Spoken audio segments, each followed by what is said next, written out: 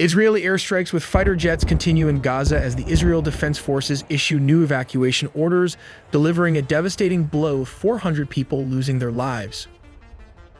The reason the IDF gave for Gaza airstrikes was that the Palestinian Militant Group, which still holds 59 of the 250 hostages kidnapped in its October 7, 2023 attack, and an assumed pockets of resistant planning to launch an attack on Israel during the ceasefire.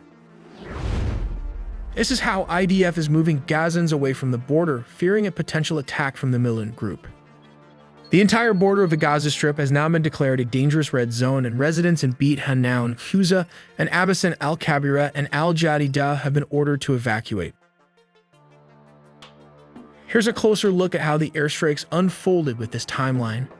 Shortly after 2:15 a.m. local time, Israeli warplanes launched dozens of airstrikes in the dead of night across the Gaza Strip, targeting areas including Rafah.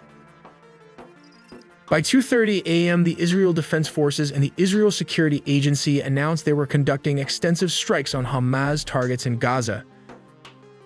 Around 15 minutes later, the Palestinian Civil Emergency Service reported another 35 airstrikes. This amounts to 2 guided bombs per minute, with at least 15 people killed and dozens more injured.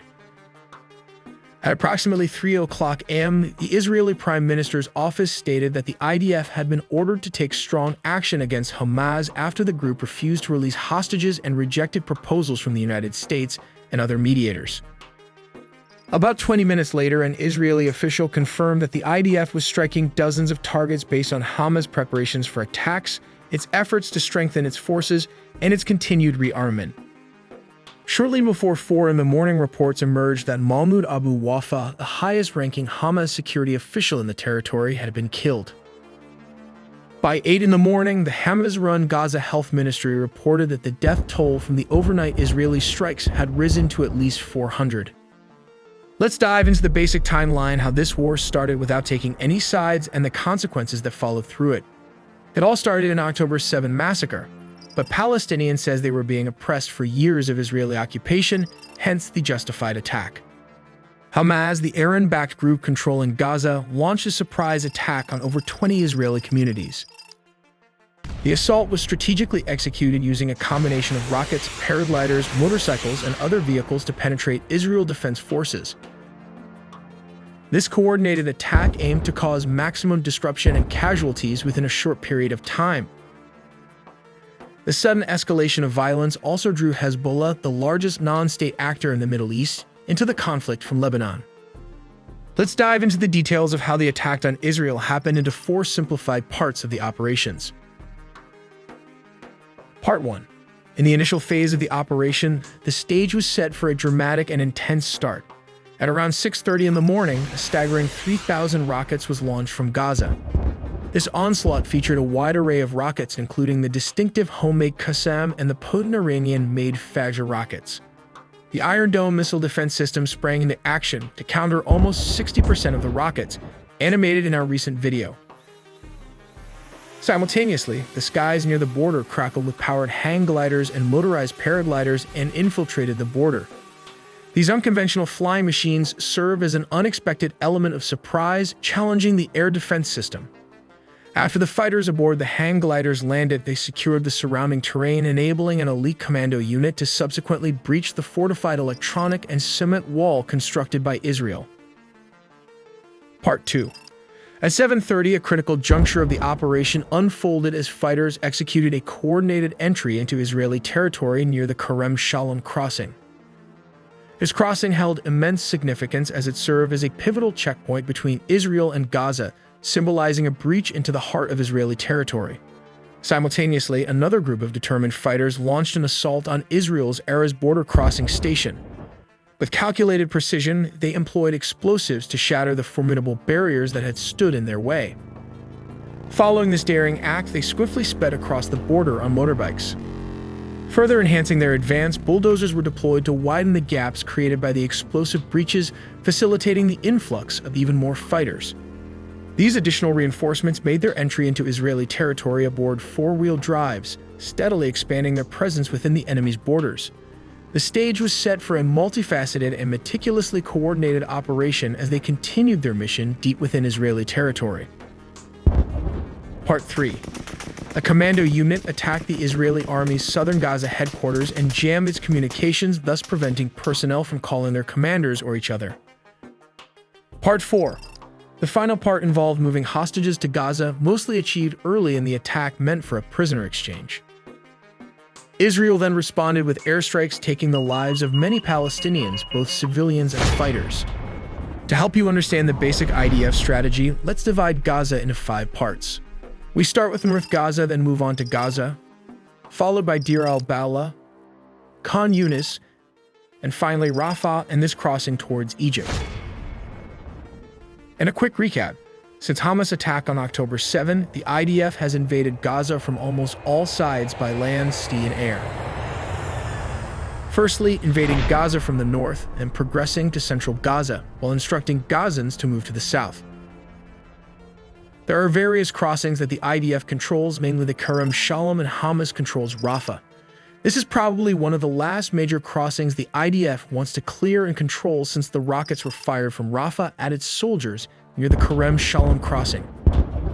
But now here is the catch. Remember IDF instruction to move to the south. Gazans are now instructed to move to humanitarian zones towards the north. Iran for the first time started attacking Israel. Part 1. Israel launched an attack on the Iranian Damascus embassy in Syria, taking out a couple of Iranian generals. Part 2. Then Iran responded with an attack of around 170 drones launched from Iran towards Israel.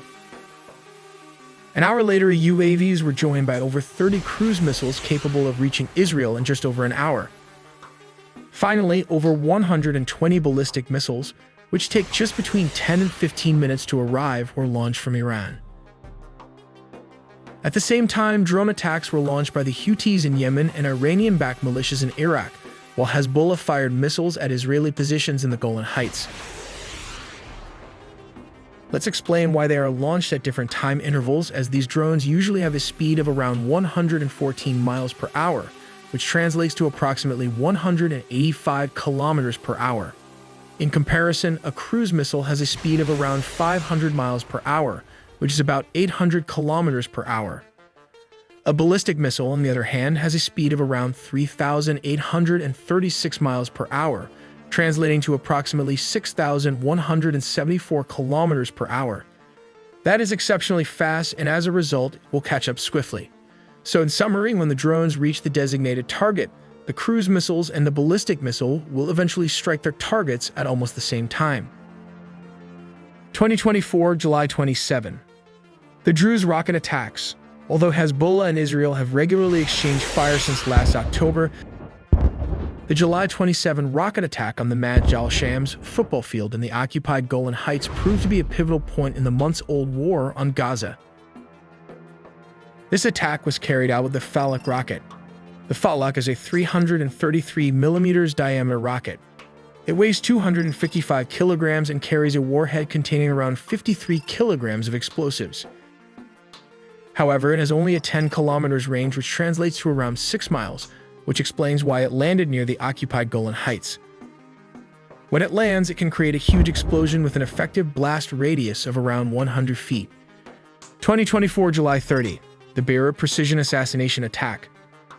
At around 8 p.m., the Israeli military strikes southern Beirut to target a senior Hezbollah commander in retaliation for the attack on the soccer field in Druze.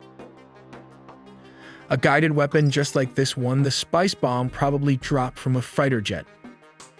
It can use both inertial guidance or military-grade GPS for target designation. To make it more precise and accurate, it uses IR Seeker for scene matchmaking over the required target to acquire. Just a reminder, it does not have thrusters. It does this by using free fall gravity and guides the bomb through the tail section fins towards the target. When it reaches its destination, it can penetrate around 3 meters of concrete with an advanced fuse that explodes with an 80 kilograms warhead in great devastation. This created a chain reactions of assassinations, starting from Ismail Haniyeh, the political leader of Hamas. He was assassinated by an explosive device covertly smuggled into the Tehran guest house where he was staying. This account is according to 7 Middle Eastern officials, including 2 Iranians and an American official. It's important to note that this is one of the most heavily guarded areas in Iran, under the protection of the Iranian Revolutionary Guard. Here's how it might have worked. The agents, as suggested, placed the bomb in all 3 rooms 2 months ago.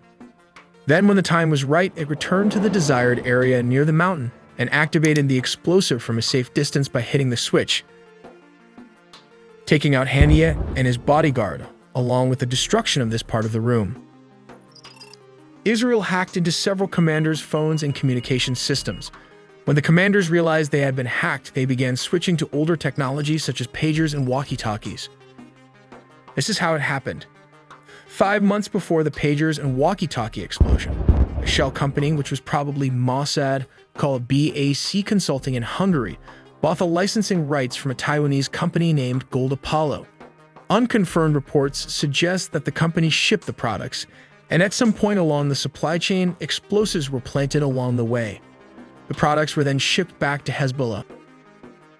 To help you understand better, let's simplify the shipping routes.